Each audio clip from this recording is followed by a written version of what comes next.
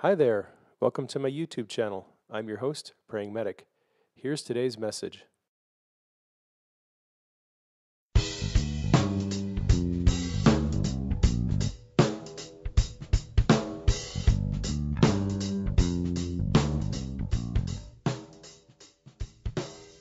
Hi, I'd like to welcome you to our show. I'm your host, Praying Medic. We're talking about life as a child of God and all things related to His kingdom.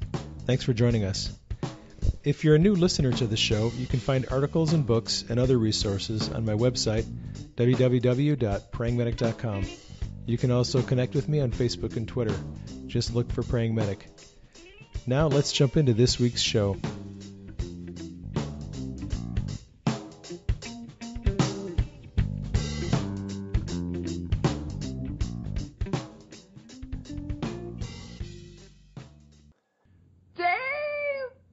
Shae!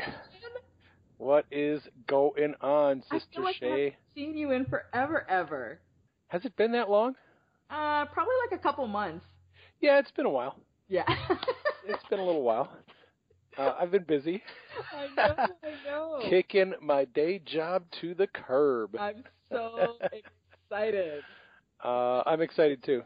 To celebrate, I've been making breakfast every morning for Denise. Making her coffee 2 or 3 times a day. There you go. Generally spoiling the heck out of her. I love it. I have a lot of stuff to catch up on. I mean, my goodness, the last time we spoke, you had just come back from Sid Roth. You shared with us the adventures that you had while you were over there. That was an adventure. Coast. Yes. And we haven't talked, at least not on the podcast, we haven't talked since then. And so I would love for you to kind of just get us caught up on what in the world happened after you came back from Sid Roth, and it was broadcast on television, and I have to imagine that things have just kind of gone wild. Yes, well, things did go a little crazy after Sid Roth. Yes. Fortunately, I had a couple of really good prophetic words from some friends, and I have some friends who have actually been through this process. They were able to tell me what to expect. My friend Todd Engwall said, look, you're going to have to really get organized before you go on this show. Yes. You need to get your act together, and you need to get some things set up because the website traffic you're going to get, the emails you're going to get is going to increase. You may have to hire an assistant, a personal assistant to help you deal with all that stuff. Well, Todd was right. So we put Lydia, my niece, who's also my editor, we hired her as an administrative assistant to start managing our email. And we started practicing on our email inbox a couple of weeks before Sid Roth. So we could develop a system where she could go through the emails, find the prayer requests, find the requests for speaking, and then I put together a prayer group on Facebook of 50 of my closest friends. Good. Yep. who volunteered to cover the prayer requests. Yes. So what Lydia did was she was pulling out of the email all the prayer requests and putting them into the group. And then some people would specifically want me to pray for them, so she would send me those emails. It was a good thing I did that because we ended up getting a couple of 100 extra emails a day. Wow. After the show went live. How long did this last after the show had already gone on? The deluge of emails lasted about 2 weeks. Yes. At 100 to 200 extra emails a day. Wow. And were it not for Lydia covering my emails, I would have been inundated because I went right back to work. Yes. I was working on the ambulance, working my job, and these emails were just flooding in. Yes. So I was looking at the stats on my website this morning. Not because I knew you were going to ask. I was just curious to see what kind of increased traffic we had. So one of my buddies, he had a friend who went on Sid Roth, and they gave the website address. The increased traffic crashed his website. People couldn't access it. Yeah. So that's one thing I really didn't want to have happen. We have a hosted account through Bluehost.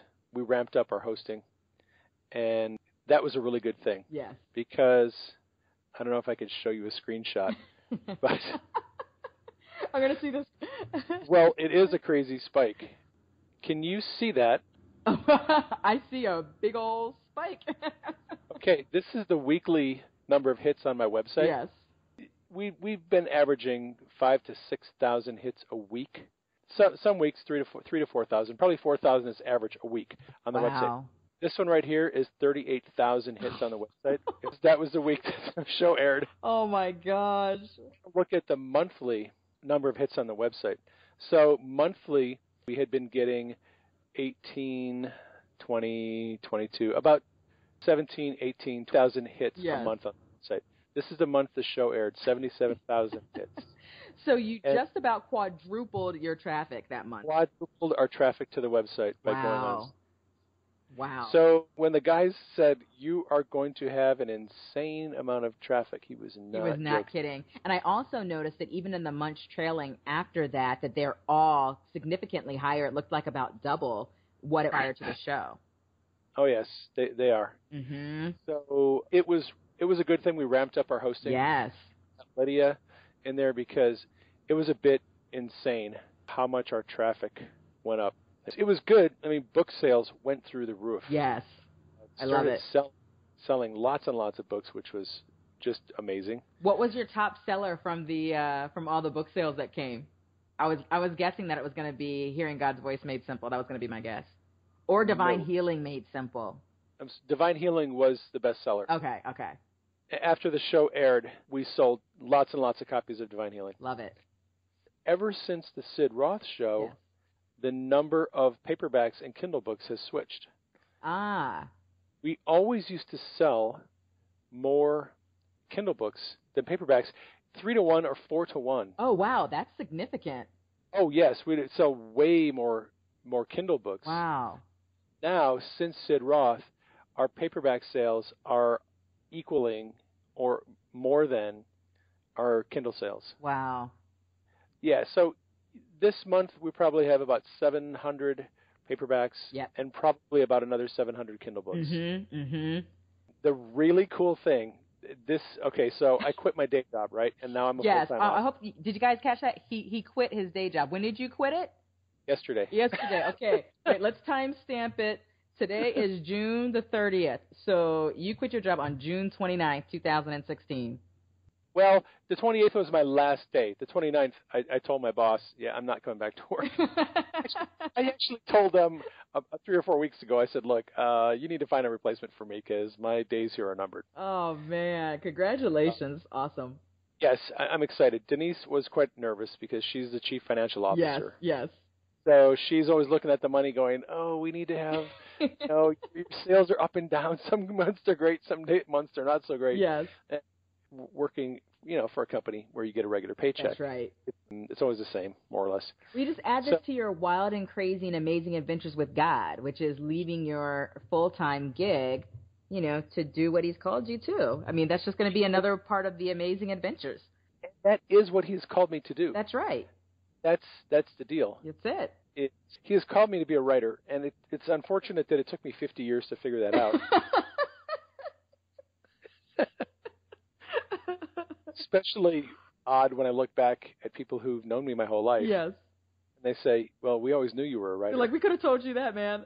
Time you figured it out. I love it. Well, what has been the biggest surprise for you since everything went all wild after the broadcast of Sid Roth's It's Supernatural? What has been the most significant surprise for you in that process from then to now? Well, there's been a number of things that have really kind of blown me away, and this is what I was gonna tell you a minute ago. The night before I worked my last shift on the ambulance, we had a really nice little confirmation that this was the time to quit my job and to become a full-time author. All right, so for listeners who aren't familiar with what all this stuff is all about, I publish my books right now exclusively with Amazon. So the ebooks are available through Amazon Kindle, and the print books are available through Amazon CreateSpace. Yes. So CreateSpace does digital print on demand. They keep your book files on hand. When somebody orders a book, they print a copy and they ship it out. And they make it very easy for self-published authors. I mean, it's really a very seamless thing. One of the options with CreateSpace is make your books available to other bookstores. Yes. Brick and mortar stores like Barnes & Noble. Mm-hmm. All right. about a month ago, maybe 5 weeks ago, somebody put in a bulk order for 300 paperback books of ours. They purchased something like 159 copies of Divine Healing, Yes. about 100 copies of Seeing in the Spirit, and about another 75 copies of Hearing God's Voice Made Simple. Yes. So a large order of all 3 books. Right.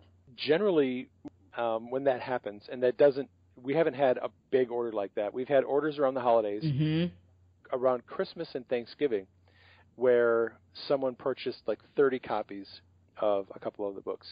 I'm guessing to stock store shelves. You don't really know because they don't tell you who it is that purchased your books. Right. It's just a secondary market. It's a reseller who's going to take the books and then put them on their bookshelves. So we got this big order about 4 or 5 weeks ago, and I was so happy when I saw that. I thought, okay, somebody is reselling our books. That's right. Somebody has made a large purchase, and they're putting them on their bookshelves, which has not really happened consistently since we started writing books. Yes. Well, my last shift was the 28th. On the 27th, we got another bulk order. Oh, wow. 150 books, paperbacks that somebody had ordered through CreateSpace. When I saw that, I said, Denise, get over here and check this out. Somebody made another bulk purchase of our books. So it was very, very confirming for me that there is now a market and there's now some demand for my books. That's right. People actually want to read them, and bookstores want to stock them on the shelves. Yes. So if you're going to quit your day job, it's not a bad thing to have some demand for whatever it is that you're producing. That helps. That was a nice shot in the arm for me and Denise. Absolutely. To know that this was the time for me to quit my job, and for her to quit her design job. Yeah. She's not doing freelance design anymore. She told all of her clients, I'm not doing design anymore. I'm going to be a painter. She's doing her painting, and she's got her website almost online. And it's kind of cool because she went to art school, York Academy of Art, and she's been out of that school 35 years. And this year, she finally decided to go back to painting. Wow. Which is what she really loves doing. 35 years after I got into medicine, I got out of it, and now I'm going to be a full-time writer. I don't know, it's almost like a year of jubilee for both of us. Yeah, exactly. Oh, I love it. That's really good.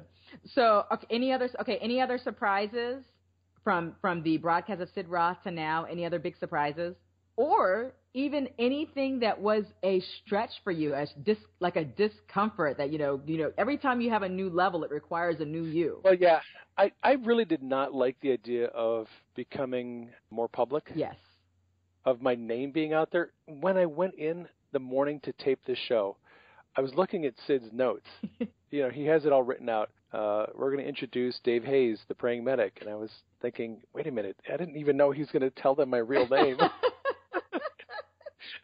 And I had kind of, my heart started to flutter a little bit. Yes. And I was like, oh, man, do you have to do that? But then I thought, okay, I'm just going to roll with it. I'm not going to tell him he can't use my real name. Right. Well, I'll just roll with it and deal with the consequences later.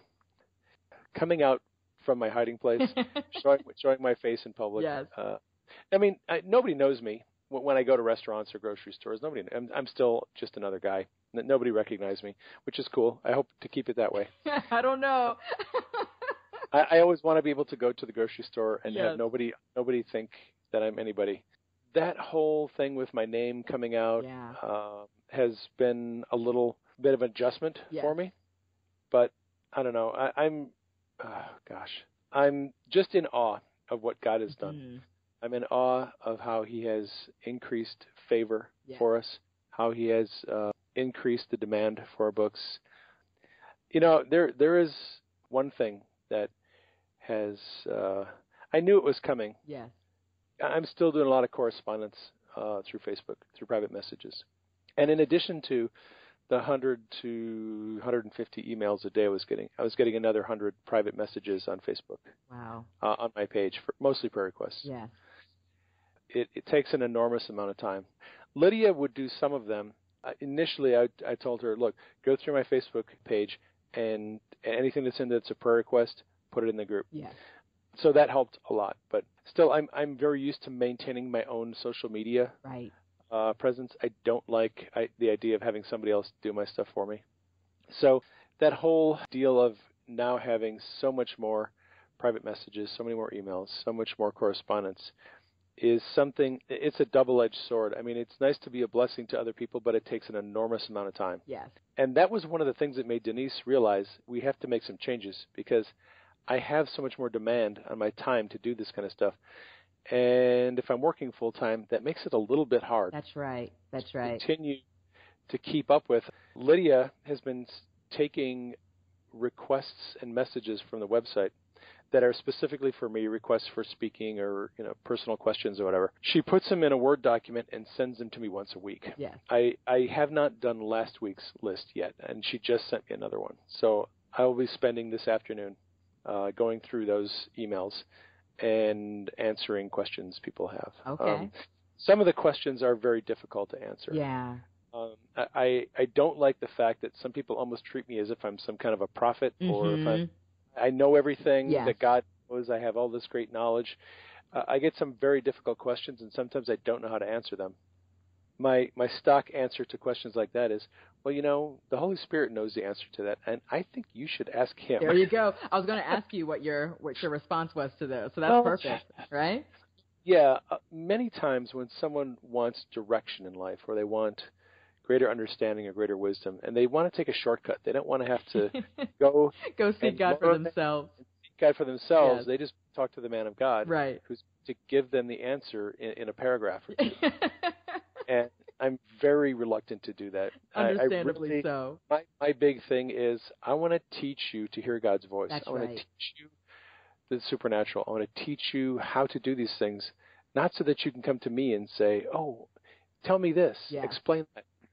My thing is, no, I want to train and teach you how to do it yourself. That's it. Because I'm not going to be here the rest of your life to answer all your questions for you. That's it. That's it. We have to have our own relationships, Let me ask you this. So speaking of teaching, are you teaching? I remember we chatted up some time ago around some courses. Are you still teaching courses or creating courses?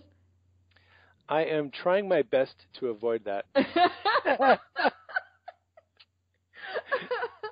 You got in the studio when you were like, I don't want to do this. Gosh. Well, this is my studio. Yeah. Actually, see that painting back there? It's a beautiful painting. Denise did that painting just for the courses. I love it. So she wanted me to have some nice background. Well, stuff. You do have a very nice background. The thing with courses is this. I started doing the first one, which was the healing class. Right. Got the 2 intro videos done. Set up all the software on the website, which was an astronomical, chore. You can't. It took me a month to figure out the software. Yes. And to integrate the payment gateway and get all the software to play together. I was going to put it on my main website, and then I realized there's so many conflicts between the theme I'm using, the Divi theme that I'm using for my website, and Optimized Press, which I was going to use for the classes. They kept clashing and having all these problems, and it was breaking the website. So for anybody who went to my website in the last 2 months and couldn't access it, it's probably because I was in the middle of a software crisis. Right. So I decided to create a separate website. It's a subdomain of prayingmedic.com for the classes. I have that subdomain all set up. I have the landing page set up. I have the first set of classes. I have the web pages and the modules set up, but not I don't have the video recorded. Okay. Because I really enjoy writing. Yes. That's the bottom line. I so much enjoy recording myself talking into a video camera and then editing it. Yes. I will eventually get around to doing that. But right now, what I wanted to, this book on traveling in the Spirit. So that's what you're working on now. Yes, let's talk about it. It's been on my plate since 2010. So it's been in the works for 6 years. That's when the Lord first started giving me dreams and first started having these strange experiences that I couldn't quite explain. I've had a lot of public discussions on Facebook about it and got a bunch of really cool testimonies. Yeah. And wrote a few of my own experiences and put them up on the website.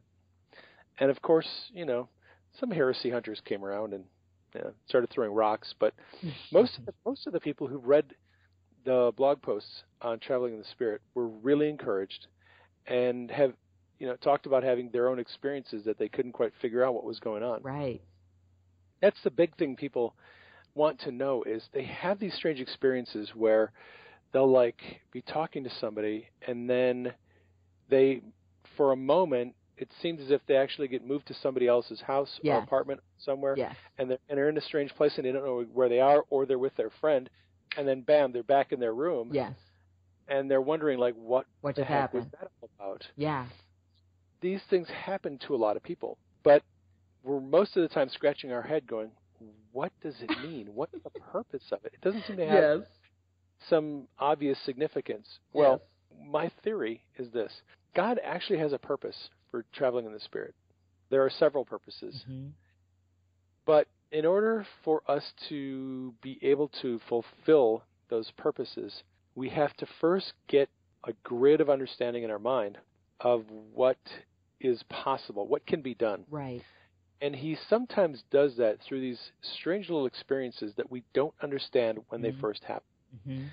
So you go to somebody else's house, or you're in a dream, and you have a very, very real awareness that you are somewhere else and you're doing something. And then, boom, you literally fall into your bed when the experience is over, and you're wide awake. Yes. And you're looking around wondering, where was I? What was happening? Those experiences, a lot of people don't understand what they mean, what the significance of them is. I think those are practice experiences. Ah.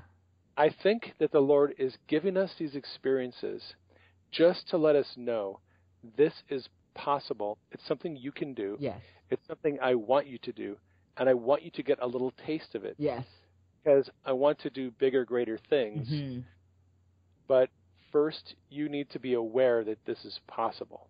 That's good. I was having a chat with a friend recently, and she had shared an experience where she was praying, and while she was praying, she said she was all of a sudden, and she knew she was in Indonesia. Like, she just knew she was in Indonesia. And she said the Lord said, she saw a little boy, and she said she heard the Lord say to tell that boy to run. And so she just said, run, run. And the little boy went running. And then she was, like, back in her room praying. Yep. Yeah, I have a friend who sent me a testimony of being in a building somewhere in the Middle East. She didn't know where. And there were a bunch of reporters in this building. And she had a great sense of urgency to get them out of the building.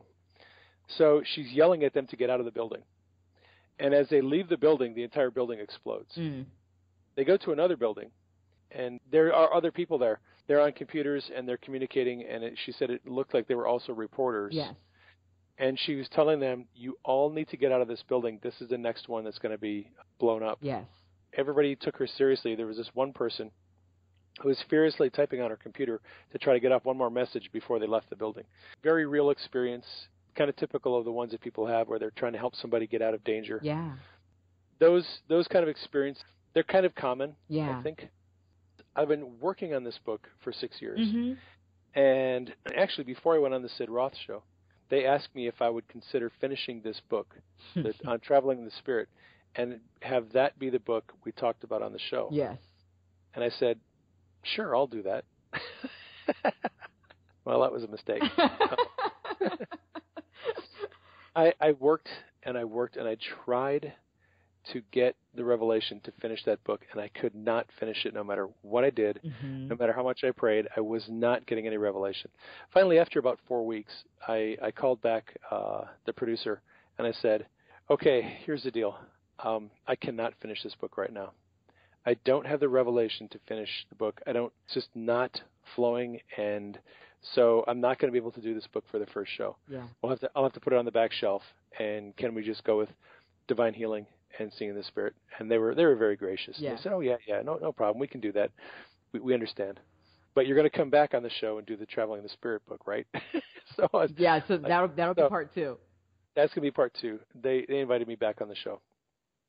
So after Sid Roth's show is done, and the website traffic is going back down more to a normal level, and email is tapering down, and I'm getting a little more back in my normal lifestyle. Michael Van Vlymen, my buddy, published his most recent book, Supernatural Transportation. Okay. So the day before he published it, he sent me the manuscript in a Word document and let me read it. And I was reading it, and I got through about 3 or 4 chapters, and the penny finally dropped. Mm. In that book, Michael talks about one of the big questions that I had not been able to answer yet. Wow. Which is the question of, can you travel in the spirit out of body at will? And if so, how? Oh, wow. And he explains how you do it. At will. At will, when you want to. You can travel out of body and go around places in the spiritual world at will. Wow. I read that, and he explained the process, and I thought, okay, that answers one of the 2 big questions I had not been able to answer. Right. So I talked to Michael, and I said, dude, this part of the process is absolutely critical. Thank you so much for being obedient and going through the process and understanding how this works. Yes. So he is going to let me put that part of the process in my book. Oh, nice. Because I'm trying to paint a big picture Yes. of what this whole thing looks like. The other big question that I had not been able to answer was, is astral projection the same thing Christians do when they travel in the spirit? Mm-hmm. If it is, or if it is not, how can I objectively prove that? Yes. That was the other big question that I had to answer. And I was not coming up with an answer for it. I had some theories and I had some ideas, like everybody does. Yes. But I had no real good objective way to evaluate it until I just decided I had to read some books on astral projection. Yes. And look at how they describe the process. And then look at what we're doing and look at how we describe the process, and then put the 2 of them side by side. Here are the things that both processes have in common. Here are the things that they have that are different. Yes. So that's what I did. I read a couple of books on astral projection, and you don't have to read a whole lot of testimonies before you start to understand there are some significant differences. There are some similarities, but there are some significant differences where you can look at them and go, no, this is not the same thing. Yes. Very similar, but it's not the same thing. So once I had read the books on astral projection and understood the process they use and had 2 or 3 dozen testimonies from Christians about how we travel in the spirit, I was able to put this into a discussion where I can, I think, very soundly and objectively say these are not the same thing. That's good stuff. Let me ask you a question.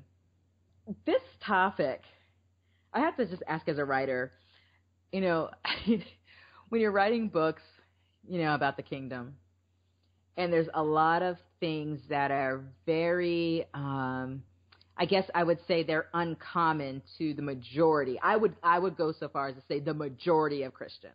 Okay, that it's right. It's you're unusual. writing on fringe topics. Yes. Do you ever just personally experience any types of angst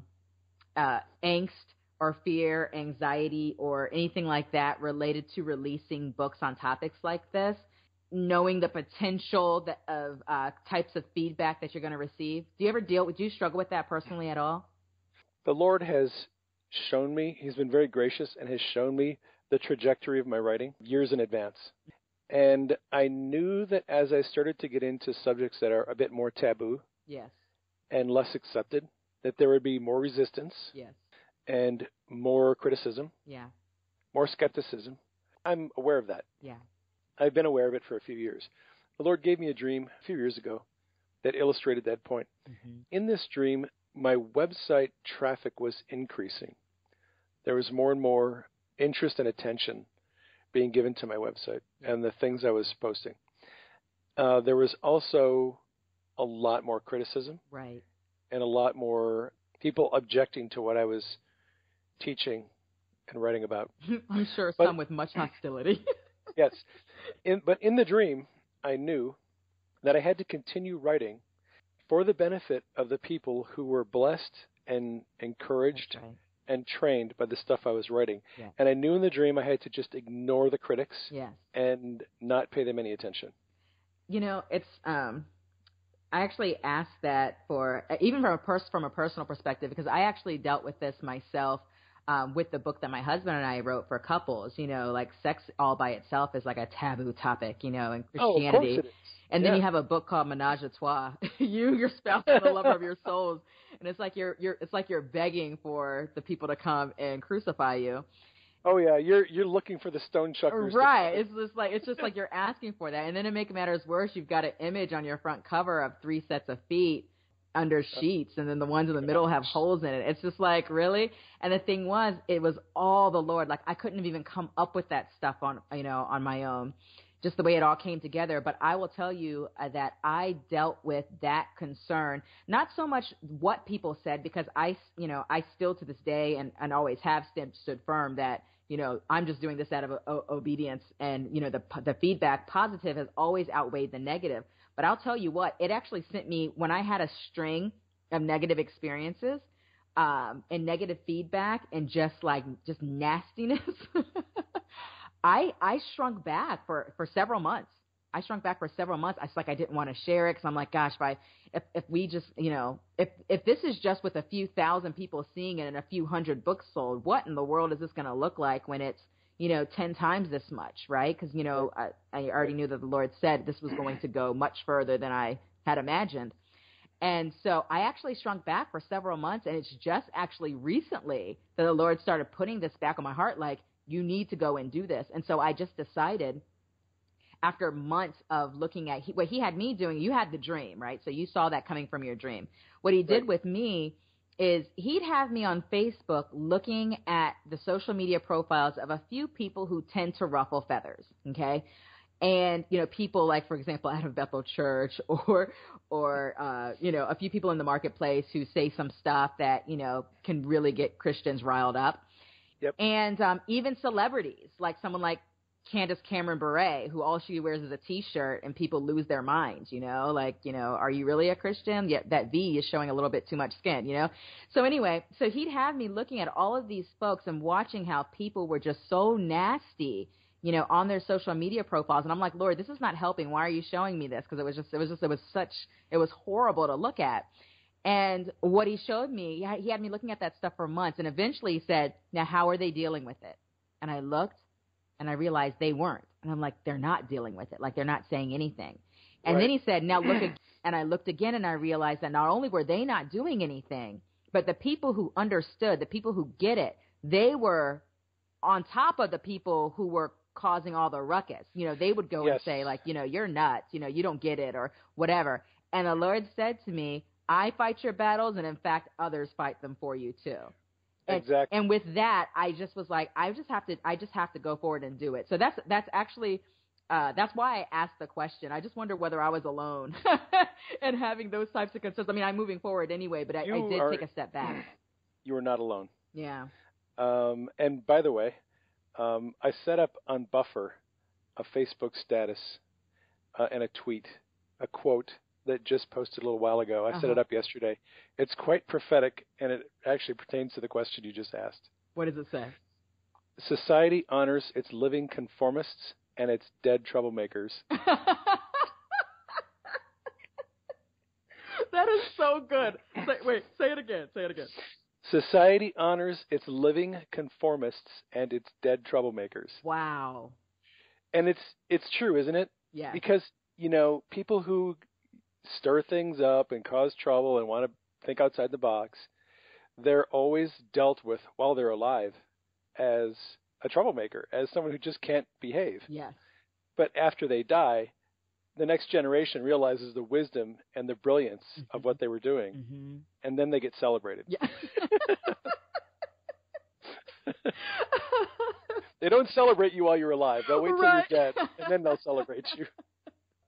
That's the thing, though. And you've seen my Facebook threads. Yes. And you know how my tribe rolls. Yes. You have a unique, but I'm telling you, watching yours, it's like you don't get the crazy stuff. I have gotten rid of those people. I see. So you've been, at some point, you're not going to be able to My threads are open. My Facebook threads are open to anyone. Yes. Who wants to comment. It's not just my friends. Anyone who wants to can leave a comment. But over the years, Mm-hmm. I have trained. I've trained my circle of friends, Yes. and we stick up for each other. Yes. I have a couple of friends who are very, very loyal, and if you come after me, you're going to have to deal with them. Yes. You don't have to do a thing because they've got it under control. They will take the whooping stick to you, and you will regret ever getting on my page and saying anything. And it's not like I've actually asked those people to do things, but I have defended them when they were under attack. That's right. That's generally how it works. And like they get I have, it. They get it. You know. They get it. There's a lot of loyalty in my circle of friends. Yes. We have a lot of divergent views. We have a lot of different ideas, different theologies and stuff. You know, we all rally around Jesus. Yes. But how that is expressed is different among the people. But everybody in my tribe tends to be very, very loyal to the tribe. Yes. You do that's not your go tribe, after right? somebody. So that's right. that's the tribe. And as you continue to get further exposure, as you grow even more and more and more, the tribe grows. Yeah, the tribe grows, and as well as all the people who aren't a part of the tribe, a lot more of them see what you're doing as well. But then your tribe takes care of those people for you. Yes. I had a very controversial thread a few years ago, and some smarty pants got on there and just started ripping on me. Yes. My idea was so stupid, so heretical, so ridiculous. And the guy was, after he was astounded at what I said, yeah, he was then even more astounded at the fact that 25 people in a row left comments supporting what I said, and he could not believe I had that many people who were on board with what I was just saying. And he stuck around for a couple more conversations over the next couple of days, and then he left, and I never saw him again. Wow. Because he realized he had jumped into the wrong kettle of fish. And I always tell people, look, you need to find your tribe. Yes. You need to find your crew, your group of people, where you're sort of you have this chemistry, you respect each other, you love each other, you pray for each other, yes. You have each other's backs, and you're involved in and interested in the same discussions. That's right. And people who come into my circle of influence, they don't last very long because they just don't fit. Yeah. They don't mesh. It's like going into a group of a bunch of girls' soccer teams and being an NBA basketball player. Right. You pretty quickly figure out that this is not. You very quickly realize this is not where I'm supposed to be. I need to go find another circle of people I hang out with. Yeah, because people who stick out like a sore thumb in my circle, they don't last very long. Yeah. They just get sick of trying to argue with everyone. And so, the book on traveling the Spirit is a really good example. It's going to be a highly controversial book. It's going to be very, very controversial, Dave. Sorry. Yeah, whatever. It's all good. But the thing is, I have to write it for the benefit of all those crazy people out there that are having these experiences. They're being translocated. They're being moved around. Yeah. And they don't know what to make of it. They don't know heads or tails.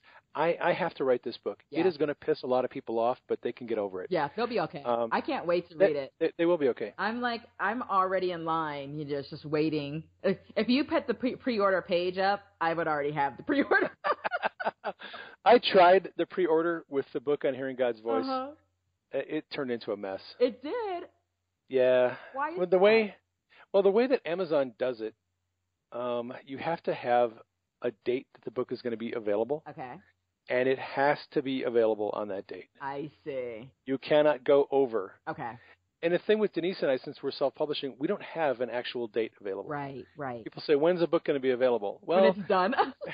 When Lydia gets done editing, right. When Denise gets done formatting the text in the print file, yes. When I get around to actually recording the audio, because there is going to be an audio book for this one. I love it. When we get everything squared away, when we have all of our T's crossed and our I's dotted, then it'll be available. But I don't know what date that's going to be. Yes. So we're not going to do a pre-order on the book. Okay. It's too much of a headache. It'll be available when it's available, probably sometime in August. Very good. I'm aware that, and I mean, there are just people out there who they want to be judgmental and they want to disagree and they want to throw rocks at everybody who does things, butters their bread differently. And you just have to... Thinking that they're protecting their brothers and sisters in Christ. Right. You got to do what Ryan Lestrange said on one of his recent Periscopes. He said, "I bless that brother and I block him." Just bless and block. I bless you and block you in Jesus' name. In Jesus' name. Have a good day, brother, but you're not in our conversations anymore. I'm so going to use that. I bless you and block you in Jesus' name. I love that. That could be used on all types of social media. It is, unfortunately. I don't like blocking people. I'll tell you, there are just some people where it's just better if we're not. It's just better if we're not connected. There's a reason why a court will issue a no contact order. Because some people should just not be in contact with each other. Exactly. I love it. So what's next? What's next in Praying Medic's world? I mean, you just left your job. I know you're writing this book. Kind of generally speaking, kind of outside of getting this book out, what's going on in Praying Medic's world? What I'm looking at right now, a lot of things. I will have a lot more time to write, obviously. And I will be doing the classes. The initial vision for the classes was do a class on healing, a video-based class on healing, hearing God's voice, one on seeing in the Spirit, one on traveling in the Spirit, and probably one on emotional healing. Okay. Now, how long it's going to take me to do all that, and whether I'll have the time and the capacity and the headspace and all that to pull it all off, because with each of those, I want to do webinars. Okay. I want to offer the video classes and some webinars so the students can jump on a webinar, ask questions, get some answers and stuff like that. Very cool. That's going to take you through that. That sounds like at least through the end of this year. Right. Well, I also plan to write a bunch more books. Yeah. I have so many ideas for books that I wonder if I'll have enough time in this lifetime to write them all. Do you write multiple books at the same time? Oh, yes, absolutely. Okay. I've been working on a number of books. I have, on my computer desktop, I have a little folder. Yes. My books. Mm-hmm. Inside of that folder are a lot of subfolders, and each subfolder has a concept for another book. Okay. So I have a bunch of them. Right now, I am working on a book called Power and Authority Made Simple, which will be in the Made Simple series. Yes. That's going to be the next book. Okay, I love it. Well, it's a book that a lot of people do not understand how much they don't understand about power and authority. Yes. I did not know how much my understanding of power and authority was way off base until I listened to John Paul Jackson teach on it. And John Paul Jackson just destroyed most of what I thought about power and authority and made me rewired my brain. Yes. So the Lord has been teaching me about that. I love it. That'll be the next book in the Made Simple series is Power and Authority Made Simple. Great. And you said you were working on a novel, too. First, fiction. At least 2 books in the series, possibly a trilogy. Oh. So I've been writing this novel since 2011 called Bogren. It started out as a series of short vignettes that I posted on Facebook. Yes. I think I posted, 13 or 14 of them. Mm-hmm. And people loved this story that I was writing. Yes.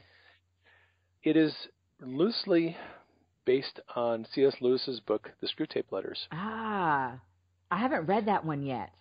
So, you won't have to. Read Bogren. You'll get the idea. Okay, good deal. The idea with Screwtape Letters is, so C.S. Lewis wanted to pull back the curtain on the demonic world. Yes. And let readers see how demons strategize to mess up the lives of people like us. Oh, wait. No. I did read that. That's where it was the letters from Satan. Wormwood. Yes. Yeah. It's been years, but I did read that. It has been years. You did read it. Right. So Wormwood and Screwtape are corresponding back and forth. Yes. I did read that. The novel Bogren is loosely based on that book. It's going to be written in that style. Nice. You will see behind the scenes how demons interact. Bogren is a junior demon. His mentor is a fellow named Drumar, who is very, very clever and very bold. Yes. And he's teaching Bogren strategies and tactics for harassing and tormenting humans. Wow. And I'm going to include in this story angels. So you're going to see how angels partner with humans and strategize. Ooh. And how the whole thing, it's the whole Which invisible... makes it a trilogy. Yes. So the first book is going to be a transformational story about a young lady who has multiple personality disorder. Mm-hmm. But she gets transformed into a very strong woman by the end of the book. And the story of transformation is something I'm really looking forward to finishing. I'm about halfway through with the novel. Yes. A lot of it takes place in heaven. Are you writing this under Praying Medic, by the way? Yes. Okay. That's the only name I'll probably... That's the only name you're going to write under? Yeah. Okay. Yeah. It's my brand. Yes, it is. This book isn't entering into another... The reason why I even asked was because I was thinking that a book like this could have people who aren't necessarily thinking, I'm looking for kingdom-related book stuff, could run into a book like this. That's why I asked the question. This book is going to appeal to people who are not necessarily... I mean, it's, if you're like reading young adult, things of that nature, or if you like reading supernatural thrillers, this book will appeal to you. And if you get a hold of this book, you're going to start learning all about the kingdom, the supernatural kingdom of heaven. Right. Because the two main characters, Charity and Shiloh. Shiloh is the wounded woman. Mm-hmm. Charity is her best friend and roommate and mentor. And she operates at a very high level of supernatural wisdom and authority and power. And she just is on fire for this stuff. And she's just been through a lot of stuff, and she has learned a lot. She also has a very, very solid relationship with the father. Yes. So in the story, she and the father are talking all the time. Okay. The novel is the practical application of all the books on healing, deliverance, seeing in the spirit, and traveling in the spirit. Oh, that's going to be great. Read those books and want to see what it looks like, somebody actually walking it out. I love it. Read Bogren, and you see people actually doing this stuff. Yes.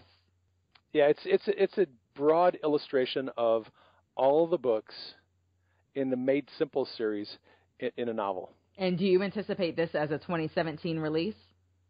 Maybe 2016. Wow. Did I tell you that I'm going to have a lot more time to write? Okay.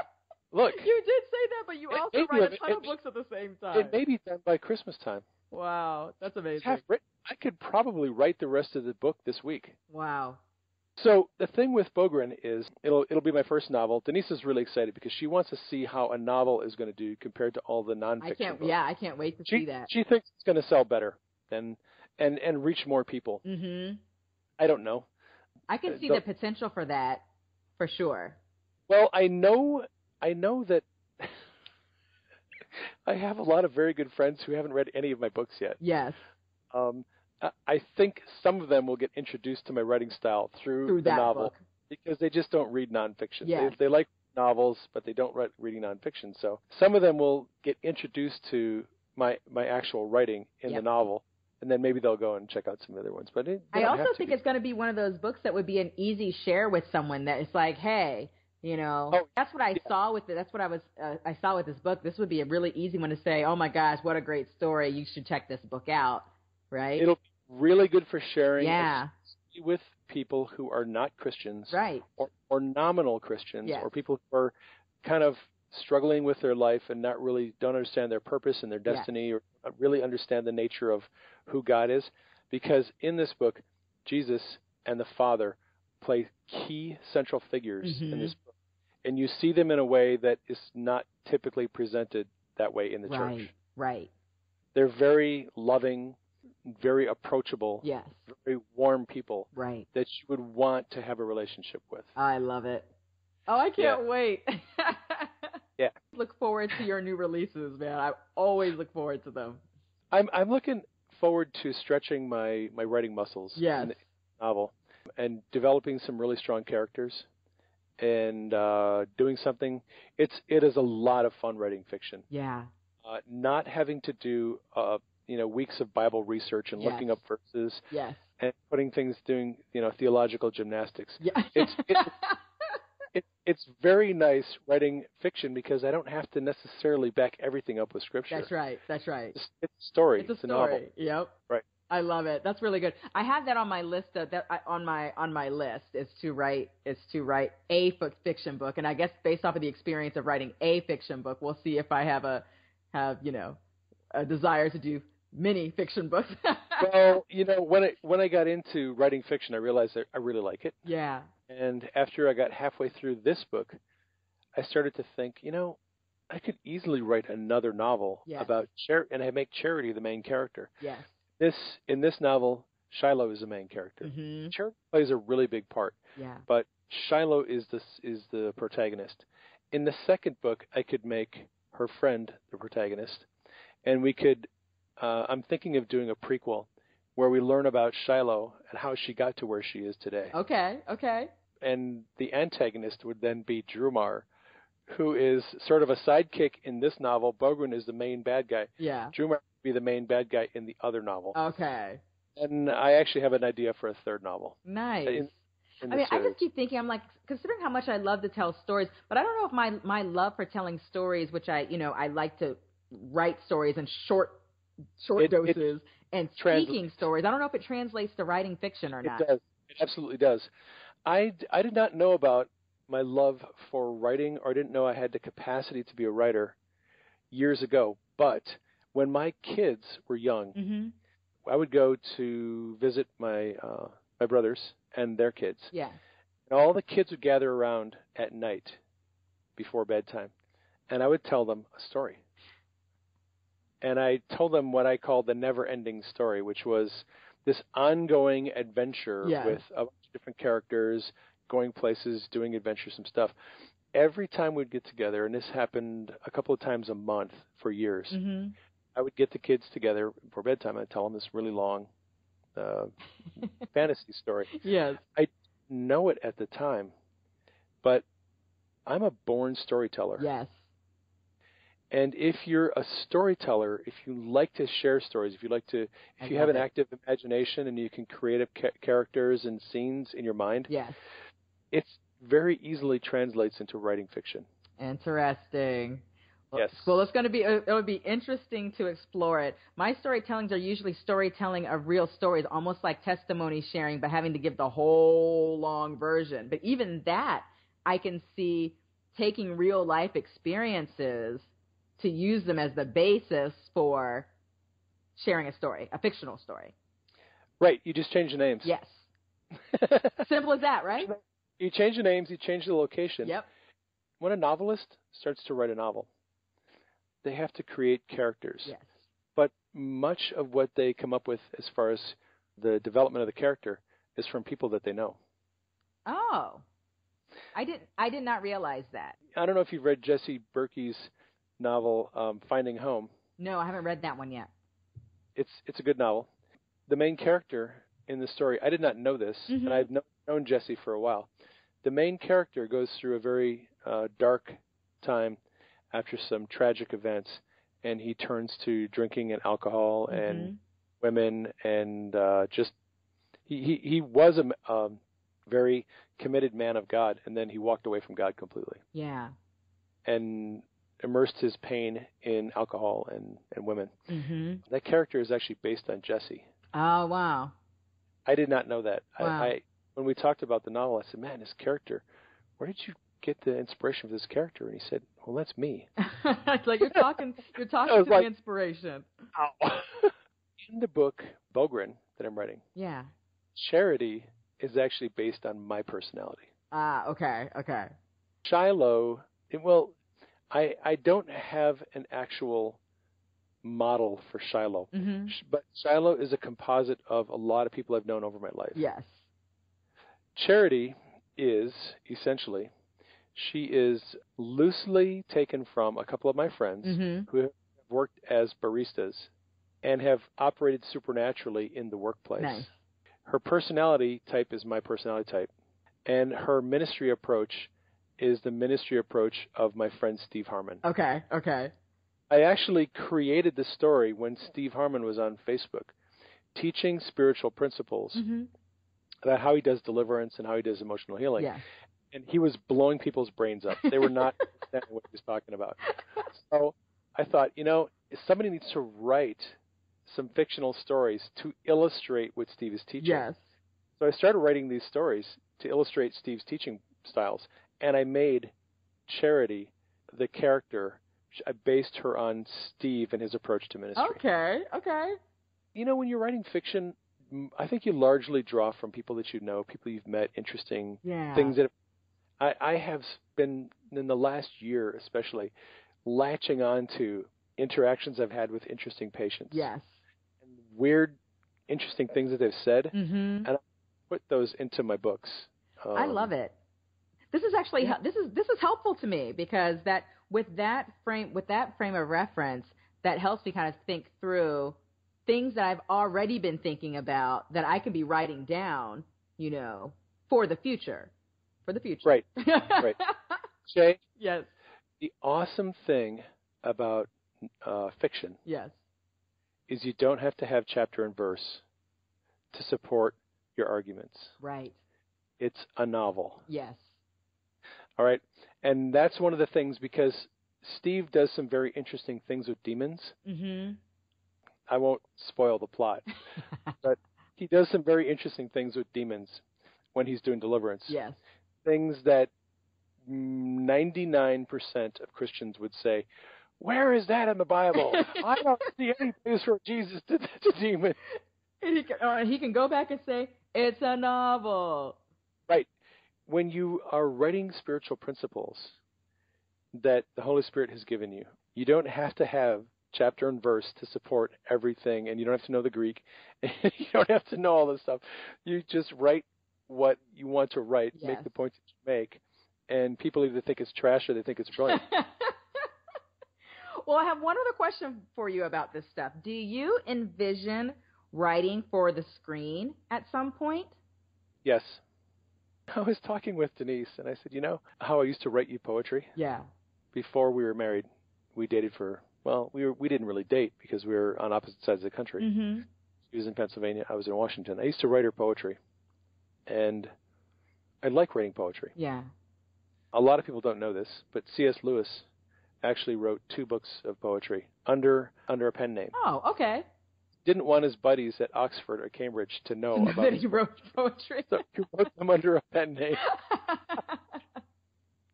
I imagine that I will be writing a lot of different things. I have toyed with the idea of writing a screenplay. I could so see it. Yes. Yeah. I've looked at some screenplays, and I will probably, in the next year or two, learn more about how to write screenplays. I do want to write poetry. I am in love with writing fiction right now. Yes.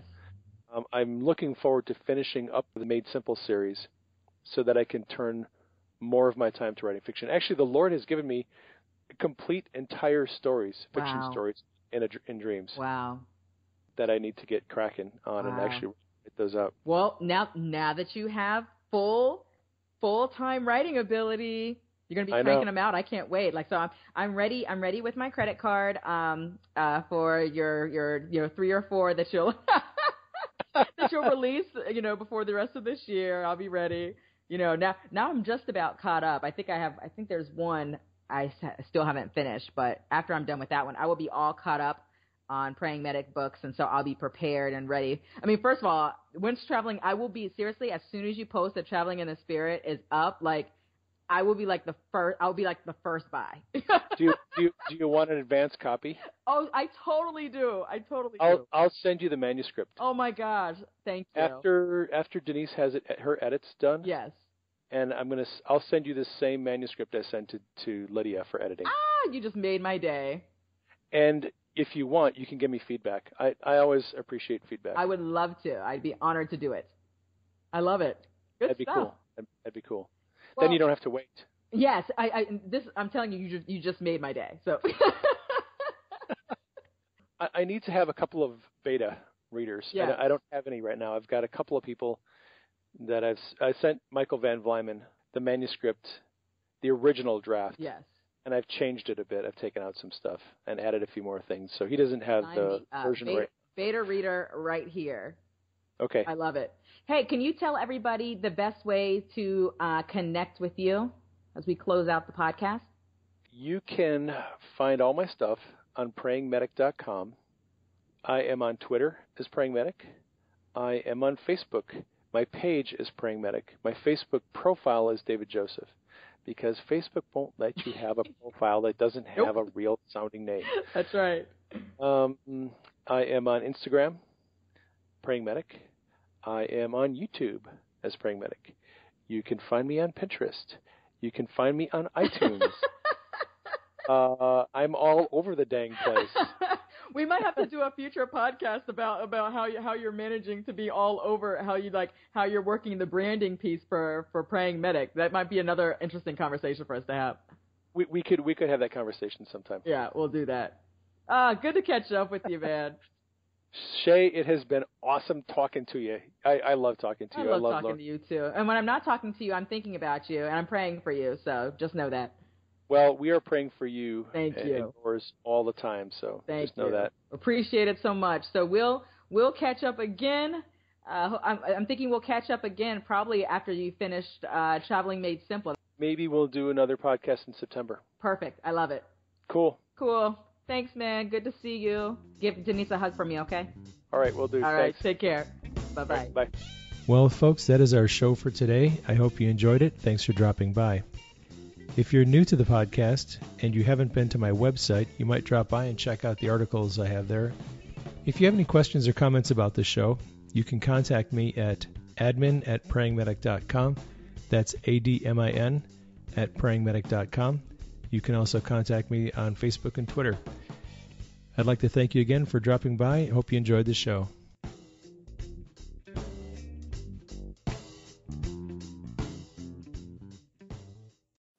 Thanks for dropping by. I hope you enjoyed today's message. You might consider sharing it with your friends. You can do that through the links provided below the video. If you have questions or comments, my email address is admin@prayingmedic.com. If you haven't visited my website, I have a lot of articles and videos there that you might want to check out. It's www.prayingmedic.com. You can also connect with me on Facebook and Twitter. Thanks for dropping by, and I hope you'll consider subscribing to my channel.